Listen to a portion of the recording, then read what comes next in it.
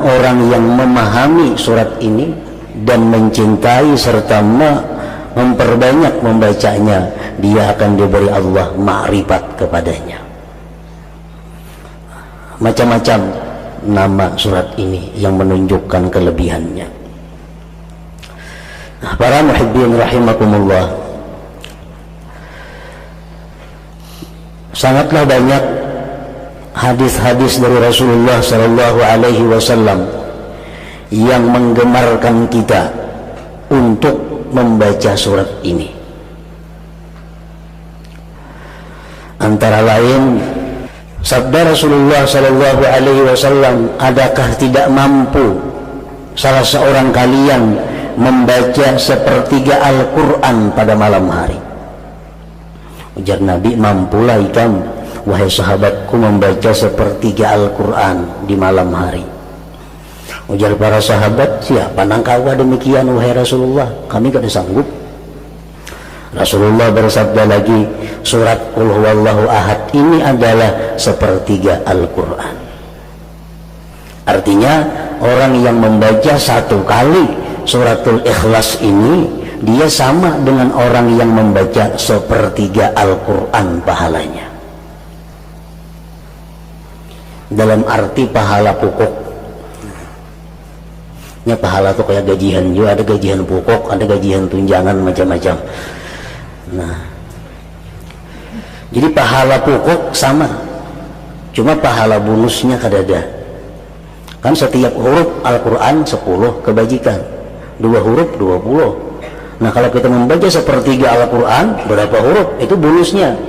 Kalau pahala pokok kita baca surat Al-Ikhlas sama dengan pahala sepertiga Al-Quran.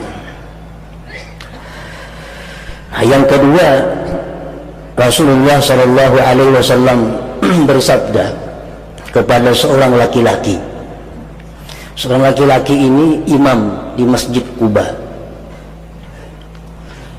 Nah, laki-laki ini jadi imam membaca surah hingga Qul Huwallahu Ahad. Sembahyang maghribnya, isanya, subuhnya, zuhurnya, asar, bila jadi imam habis Fatihah Qul Huwallahu Ahad. Rakaat pertama, rakaat kedua,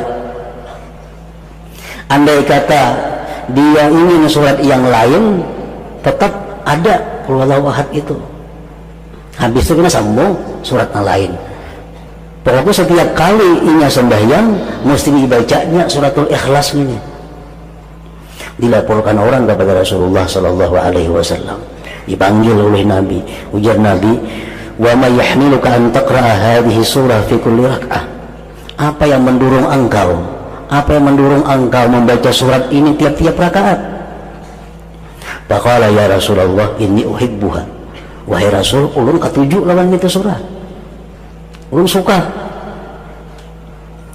Faqala Rasulullah sallallahu alaihi wasallam, inna hubbaha adkhalakal jannah, bahwa kecintaan engkau kepada surah Qul Huwallahu Ahad itu memasukkan engkau ke dalam surga. Rawahu Tirmidzi.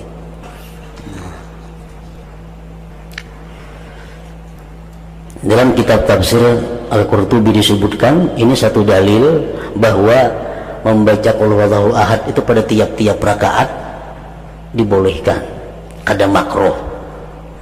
Bisa kita sembahyang rakaat pertama Qul Huwallahu Ahad, kedua itu pulang surahnya, atau rakaat pertama Fatihah Qul Huwallahu Ahad sambung yang lain, yang kedua kayak itu pulang, itu kada makruh.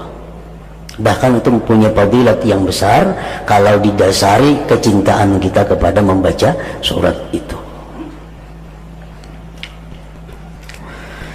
Yang ketiga, Rasulullah sallallahu alaihi wasallam bersabda, man qara'a Qul Huwallahu Ahad fi maradihi alladhi yamutu fihi lam yuftan fi qabrihi wa amina min dagtatil qabr wa hamalathu al malaikatu bi akuffiha hatta tujizahu min as-sirat ila al-jannah. Rawahu Abu Nuaim.